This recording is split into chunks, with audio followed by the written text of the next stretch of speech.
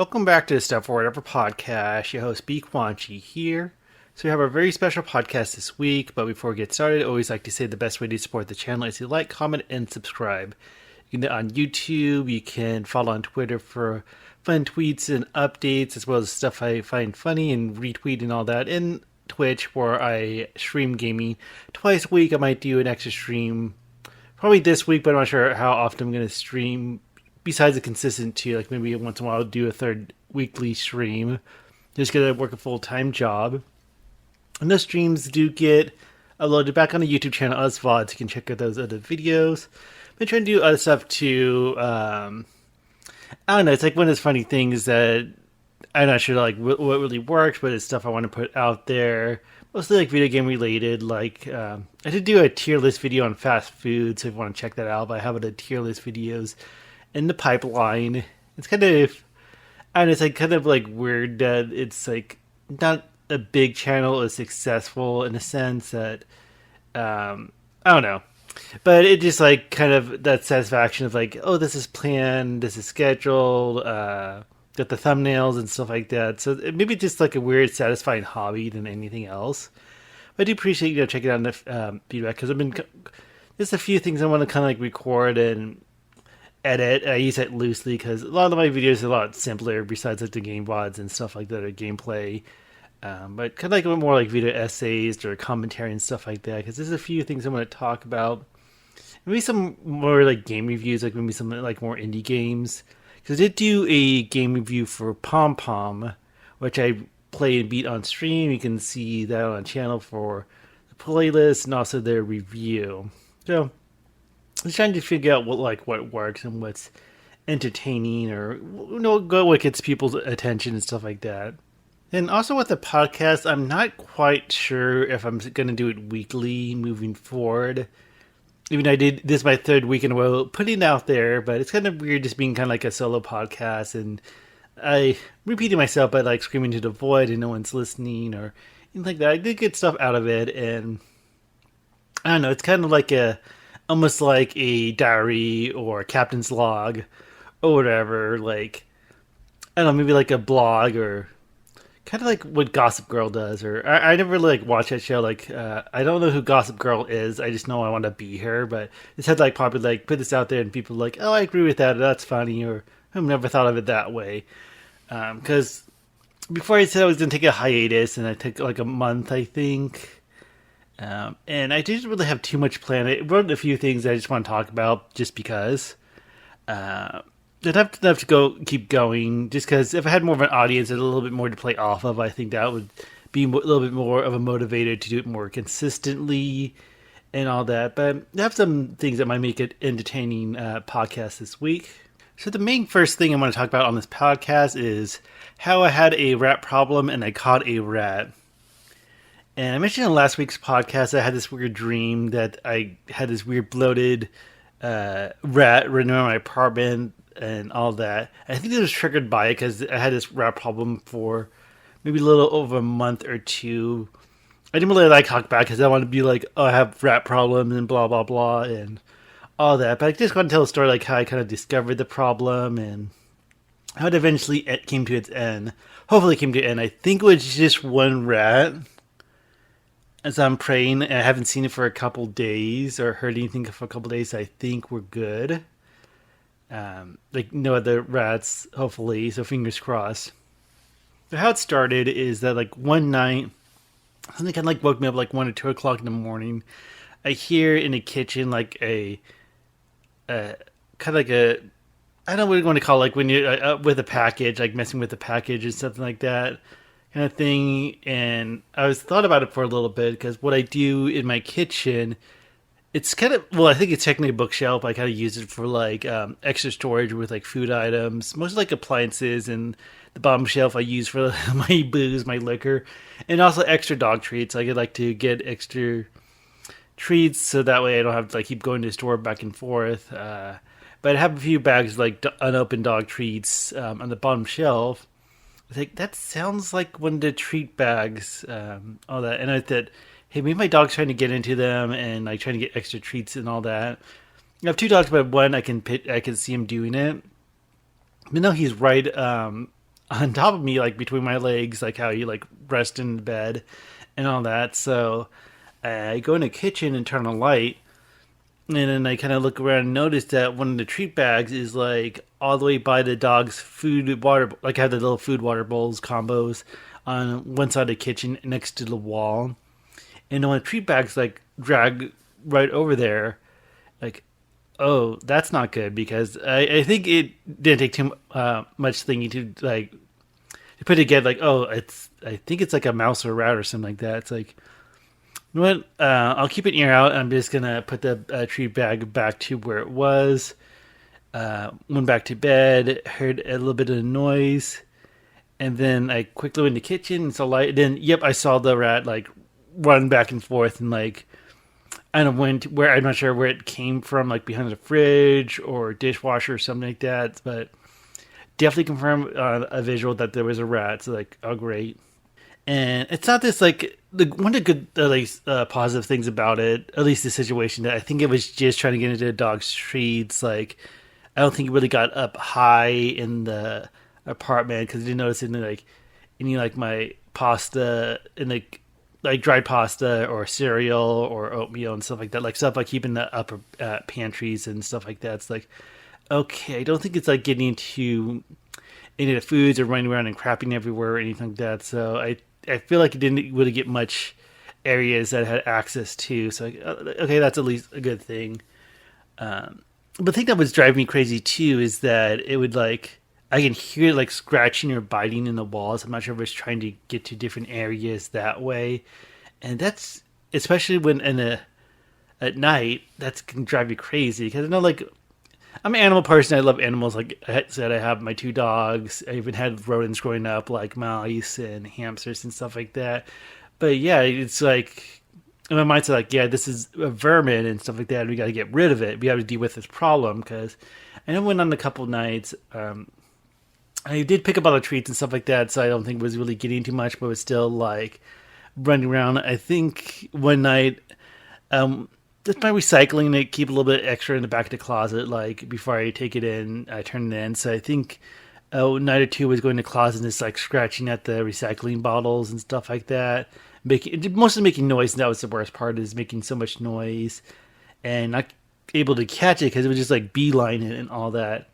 So, bought some things to kind of help out. I didn't want to get any rat poison because I didn't want to like deal with that shit. Like if my dog accidentally ate rat poison, that's not good. So I did like, okay, not gonna deal with that. So I got some glue traps and some like mouse traps, like a more heavy duty one that you load a treat or bait in and all that. So like, okay, I tried to place these, but it never really caught anything.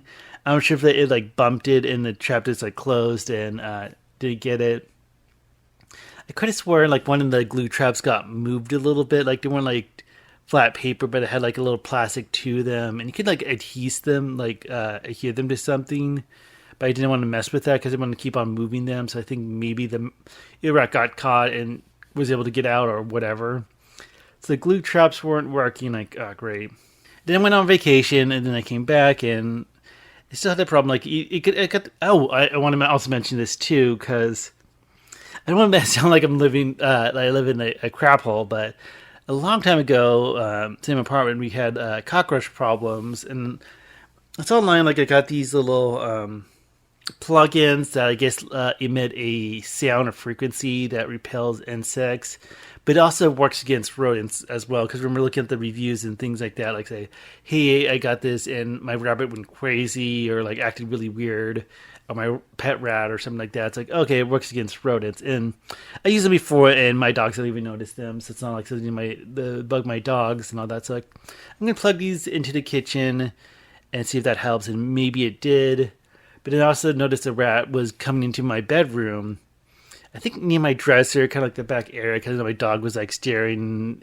Even one night we kind of found it like running back and forth, like one of my shelves, and then beeline back to the kitchen behind the fridge or something like that. I'm not sure if it was just like my apartment or around, because it'd be some nights we don't even hear a peep from it, and then maybe it was going to other units. We've been getting some of the Phoenix monsoon rain too, so I'm not sure if that impacted it as well.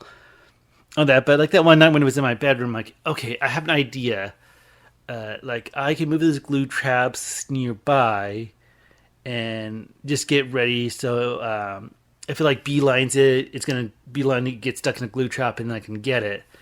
And I even took a hammer out. Like again, I'm an animal person, but just getting into that mindset, like, hey, this is a vermin. Like I figured there was a point like I would have to like hit it with a hammer, and like if I had that window of opportunity, like have to do that just to end the problem, or else it's just going to escape and keep on going, ongoing and ongoing. Like for real, I like pitched, I kind of like amped myself up that it's gonna be like those moments in the movies or TV shows where there's like two guys fist fighting and stuff like that.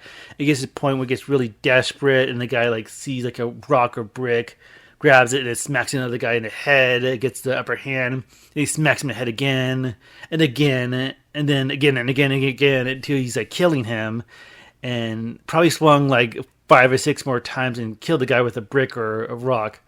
Like I mentally thought I was gonna have that moment with this rat. Like I like amped myself to do that and all that.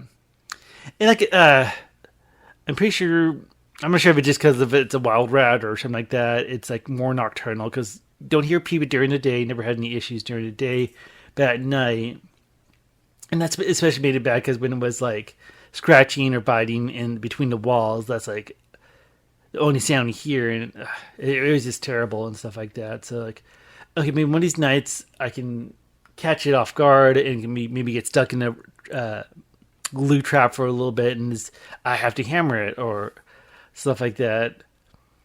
Or I've even seen like those YouTube videos like having like a trash can with like a lid with like glued bait, and then the rats, it's like a kitchen trash bag, and like try to go for the lid and the tree, and they slip into the garbage can. Like, what if I do that, and then maybe I can like drown it and stuff like that? Because you always worry like if you like catch it, it's gonna like jump up and go away and stuff like that. So like, maybe if I can trap it and just hammer it and all that. So one day before work, I usually walk my dogs around. That. So as I get back to my apartment door, there was the rat. He was like in front of it. My dog, I didn't quite notice that at first. My dog was trying to chase it a little bit. So I ran into a little corner outside by my neighbors. Like I have a neighbor right next to my unit. And I was like, holy crap. But the rat was kind of just like sitting there in the corner. Like I kept my dog back because I didn't want to like get into the rat and all. And he didn't quite run. And okay, this is my chance. So like put my dogs in. Gonna get the hammer, come out, and the rat's still there. He's not like running or moving or anything like that. And I don't know if like the rat was sick, or it could be like if it's nocturnal, and if it's like early in the morning, it might be like dead tired. And I just like, I don't know what it was, but I didn't have a heart to harm the rat. And so I had to go back and put the hammer on a counter and like, okay, I have this tall bucket. I'm gonna grab that, and I probably need a lid. So I went to my kitchen. I got this big pizza pan. So like, okay, I'm gonna use this pizza pan in a trash can. And it took me a little bit, like probably less than a minute. But thankfully, that rat was in the same spot. So I'm not sure if it's like sick or why. It's like, dude, I'm just gonna catch it and release it somewhere. So I tried to like get into the bucket. It took a little attempt, like it started around a corner of my neighbor's building and stuff like that. So it definitely wasn't beelining or acting like all crazy like it was before. But it had some resistance, so it wasn't like picking it up and putting it in the bucket. So I had to make some effort. But yes, I got in the bucket, put the pizza pan over it. Like, you know what? I'm just going to walk a couple blocks and drop it off. So I'm like walking down my street. So in this section with a major cross street, so I'm like jaywalking a major cross street in the morning, like 6 o'clock in the morning, with a bucket with a rat and a pizza pan covering up. So I took it into like a, I'm not sure is it just going to get me in trouble or anything like that, like talking since it's like a pest or a vermin or stuff like that. But in the neighborhood, like a few blocks away, I just like dumped it on a side lawn and just like walked all the way back. But maybe that didn't happen. Maybe I just found a field and dropped it in the field. I'm just going to say that's my backup just in case. So just 6 o'clock in the morning, rat in a bucket with a pizza pan lid, run a couple blocks, dump it out, and then run back home, feed my dogs, and get ready for work. So hopefully that's the end of it because it's been a few days and I haven't heard a peep. So I'm hoping first the rat doesn't come back. I really don't think it will. Like I was on foot, so it's not like I was miles and miles away, but I really don't think the rat would be coming back. And hoping that was the only one. Again, visually, like from what glimpses, it looked like the same rat, but I can't say 100% for sure. But I think at the end of it, but just like this crazy story, catching a rat, and yeah, that was fun. Just my little blurb and little talking about that. So the next thing I want to talk about is how Twitter is stupid. It's like a tweet I made last week, and this was during the whole like news with what's that guy, the Andrew Tate guy, getting deplatformed and stuff like that. And first off, I'm just say like fuck that guy. I don't know too much about him, but from what I've heard and all that, I said this before on prior podcast, but I feel like I get my news from Philly D, Philip DeFranco, and stuff like that. So I, got that context. But it seems like there was a story about his Hustlers University is getting shut down, and I believe that's something that is like his money marketing, maybe not like money marketing scheme, but it's like money scheme, where it's like, hey, we pay $20 a month, you get videos, exclusive videos that Andrew Tate puts out, telling you how to be a man or stuff like that, because nothing says manliness like paying someone else $20 to tell you're a man and stuff like that. But I don't know, it's like crazy from what I see. Like I think a lot of times in online or just in my own bubble, and you see all this crazy stuff, and it's like how people like latch on to these certain influencers or personalities or whatever you want to call them, like how people like religiously like latch onto them, defend them.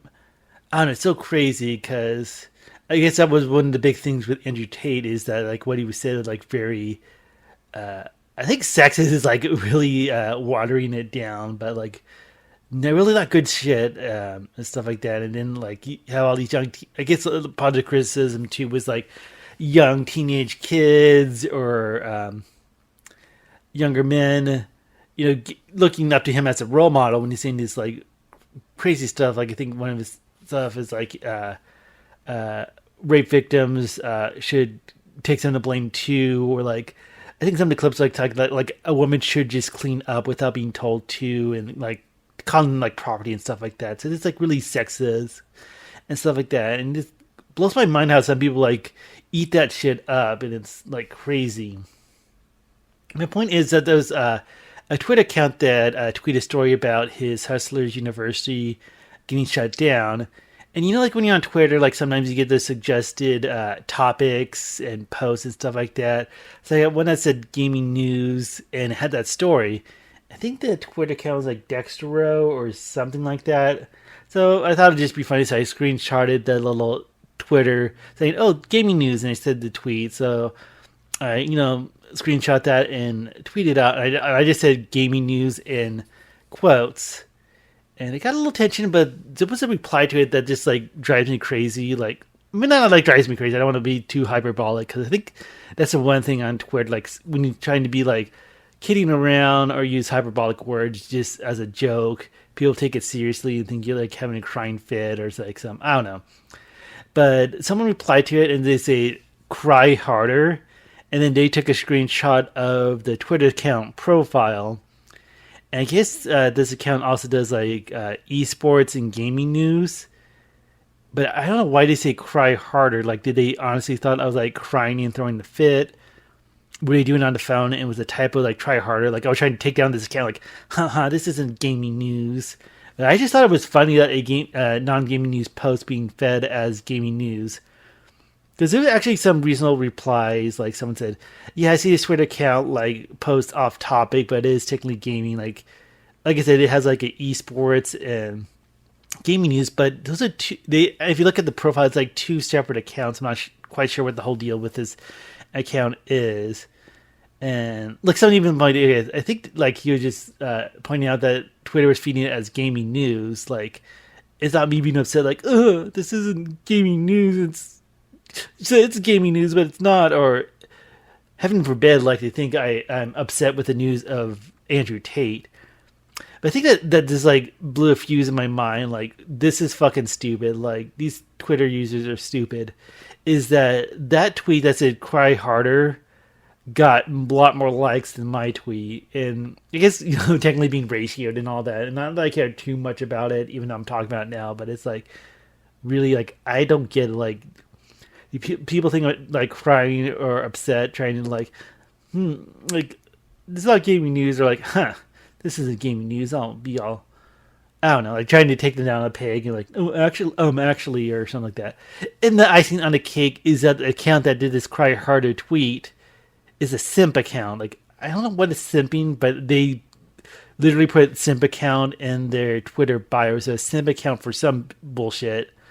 Tweeted this to my reply, not getting like, hey, I'm not upset that this article is showing up as gaming news. I just think it's funny, and I didn't say like, I don't know, it's fucking stupid, and that's some like areas of Twitter where like I really don't fucking get, and it's gonna like get that mode where you like don't want to engage. But I did make a reply because it's funny. It happened again. Like the same account got another tweet fed as gaming news, but I think they did like a parody of satirical post that said that Andrew Tate got banned from Club Penguin. And I screenshot that like, okay, now this is real gaming news. So I thought that was funny. Like at least that was somewhat gaming related, even if it was a joke about Club Penguin. But it's just like one of the things like I really don't know what goes into these minds of these Twitter users, and it's like, are you that fucking stupid kind of thing? I don't know. I don't want to get like too bitter about it besides going on and on about it. It's like, I feel like sometimes you get into like you have your own bubbles and you kind of peek into your other accounts and like, do they not know what my intention were? Like, I don't know. Maybe they're injecting their own stupidity into the situation, like getting like butthurt and upset or whatever. But that's my little bit about my recent Twitter activity. So I did want to talk a little bit more about Pokemon and the new Pokemon games that are coming out, Scarlet and Violet. Because they released a new trailer about the competitive nature, like some of the mechanics and stuff like that. Nothing like too new that they haven't really talked about. There was like a few moves, and they talked more about the terrorizing, or I keep on butchering that when I'm talking about like the new mechanic when they turn off crystal and stuff like that. But they also introduced a new Pokemon, like it's like Cycle Lizard, or I forget. It's like a normal dragon, but it has like a motorcycle wheel as part of the body. Like it looks like the legendaries, but it looks like a pre-evolution to it. So I'm kind of curious about that, because like I said in my previous podcast, I believe it was that one or the one before. It feels weird with legendaries. It feels like it's like instead of being like this legendary, like one of a kind creature, a Pokemon, it feels like it's something that everyone gets. And it's going to be a big part of your journey in terms of like traversing the terrain, like being on a bike or flying in the air or going over water and stuff like that. So I feel like this normal dragon type that they introduced is going to be like the pre-evolution.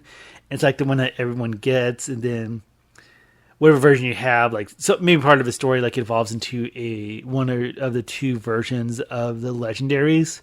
So that's what I'm kind of predicting, especially since it has that bike feel like the other two ones do. So I think you're going to get like a pre-evolution, and it's going to evolve into one of the box art Pokemon for Scarlet and Violet. So that'd be kind of interesting to see. It's kind of like a different take on the legendaries, because it feels like in the past the legendaries have been very end game or even post game and all that. So it'd be kind of interesting, especially when that's highlighted as the box art. Because I think ever since Gen 2 with Gold and Silver, they always had legendaries on the box art. So it'd be kind of interesting, like if they show up a lot earlier in the game and become a big part of the story, or in terms of like your journey. Because then like they have different parts, like the Pokemon League or like the story and stuff like that. So it'd be kind of interesting to see. And they also showed more about the mechanic, like I said, with the terrorizing. I think that's it, terrorizing. And it's kind of grown on me a little bit. Like, I still think it looks stupid. Like, I really, really wish they didn't do the stupid ornaments on their head. Like, ooh, you have a water fountain, so it's like boosting water types, or all that. Like, maybe it could have been like an emblem on the back or front of the Pokemon. Like, I think that besides that, it looks cool. I'll admit that. But also like showed some cool mechanics, like you can use it in a pinch. Like if your Pokemon's like really weak against water, you can use the water one and it becomes a resistance. Or oh my god, they're gonna get a super effective fighting attack and use a ghost one, and then now it's not effective and stuff like that. So I think that'd be kind of a game changer too, like changing the type on the whim, especially if that type is gonna reduce damage or even negate damage of certain types of attacks. That'll be kind of interesting to see. So I think that's a kind of a cool mix up. It kind of reminds me like when you're kids and you're playing like games and stuff like that. Like let's say kids are playing pretend and being like Batman versus Superman, and then like the kid playing Batman said, "Oh, I'm shooting Superman with my kryptonite gun," and then the Superman kid would be like, "Nuh-uh, I have my anti-kryptonite suit, so it doesn't have any effect." He goes, "Well, now Superman throws a car at Batman." You go, Batman dodged out of the way. I go, "No, he didn't. I got you." I go, "Yes, he did." "No, he didn't." So it feels like that's one that's like you can use that to like negate damage and get out of things. So I'm not sure how that's going to affect it, because I never really got into competitive Pokemon and all that, just besides what you play in game. I'm not sure how that's going to affect like if they do like the championships and stuff like that. Like how this generation is going to be different when it comes to like building a team and then worrying about, okay, you can use this on them and now electric attacks are negated or fighting attacks are negated and stuff like that. So it'd be kind of interesting to see how they do with that. But a little 2 cents about like the recent little triplets of Pokemon. It's pretty wow. It's around the corner because it's November and we're creeping on to less than 3 months. So that new Pokemon game is getting closer and closer. So to end this podcast, I'm going to bring back a little recurring segment called the What If Report. I just look up some funny news online and I just go about them and stuff like that. I haven't gotten too much into this. Like if I had more of an audience, I might be more tempted to like. I was tempted to do this as separate videos or post links to these articles I come across, mostly on Reddit and stuff like that. But the first story we got takes place in San Francisco. That there's like a guard with the metro system, and he has a falcon or a hawk or something like that. I think it's technically a hawk, but they've been using it. It's named Pac-Man. That's kind of a funny name for a hawk. But they've been using it to kind of keep pigeons at bay, so communities don't get hit with pigeon poo and have all these pigeons around. So it's kind of like uses this bird of prey, this hawk, to scare away pigeons. It says it patrols 3 days a week and going through the platforms. Kind of interesting article and all that. I guess I'd say it's like working. Like people even want to like take little selfies with the hawk and all that. And yeah, it's just kind of crazy. Like who would have thought someone with like a falconer that has a little hawk with him is scaring away pigeons from the metros in San Francisco. But yep, that's something that's happening in the world. For this next story, I have some somewhat conflicting views about it.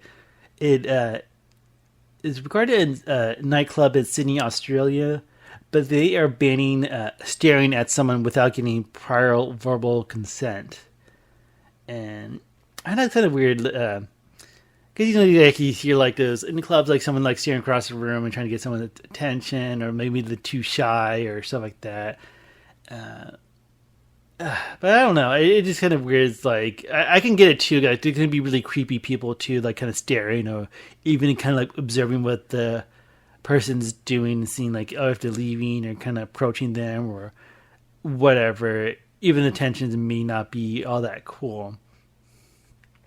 But I just think it's like funny, like the whole idea of giving verbal consent. Like, how's that going to fucking work? Like, are you going to go up to a person like, hey, would you mind if I like stare at you? Can I have your consent? And like, okay, yeah, of course. So I don't know. I just always think of it as a nervous thing, or just like you're just staring off to space, not realizing you're staring at somebody. But I think if it's obviously creepy behavior, then yeah, have security check in as well and like do something. But I don't know. I get the idea of making like a club feel more safe and catching. I guess you can say inappropriate behavior in a sense that if it's being really creepy and stuff like that. But yeah, some people can just be really shy and almost like they were even calling it like harassment and stuff like that. So it's like, I don't like 100% agree, but I'm looking at the article, and I guess there was a post on Instagram and a lot of positive comments and stuff like that too. But it just feels weird. Like, again, the whole idea of like getting verbal consent to stare at somebody, it's just like that's not gonna work. And it's like one of the things, if you get like security or police involved, like, can you prove? Well, I'm sure you got cameras and stuff like that too that can like catch stuff as well. But it's one of those, like, I don't know. It seems like it's more effort to enforce, if you could even enforce it. But I get the meaning, like, hey, don't be creepy, be cool, kind of thing. So it just seems kind of a weird kind of thing.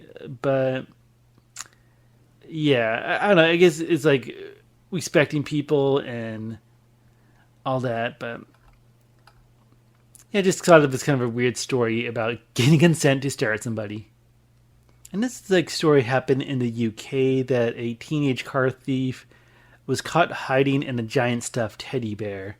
So trying to hide from the police, he went into a giant teddy bear. It looks like he cut a hole in like the ass cheek of the teddy bear. It's a pretty big sized teddy bear, so it's not like it doesn't seem reasonable like a full grown man, probably not like a huge man. I'm trying to think if no, I don't show the picture of the culprit, but okay, so I guess like they found his address and it would dispatch and stuff like that.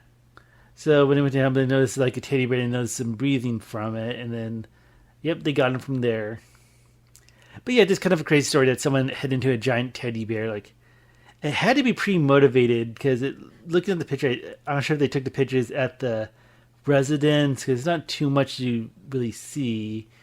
But I don't know if that's like it kind of reminds me like in Fortnite when you like hide in a dumpster or a haystack or something like that. But they would giant teddy bears in Fortnite. That'd be awesome to like hide in and all that.